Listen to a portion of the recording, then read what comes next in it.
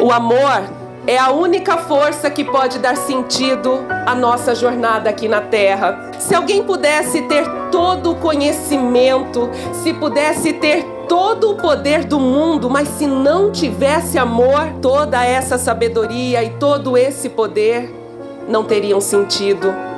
O amor é paciente, porque entende que a vida tem o seu próprio fluxo.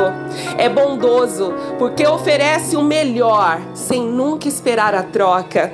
O amor verdadeiro jamais desiste.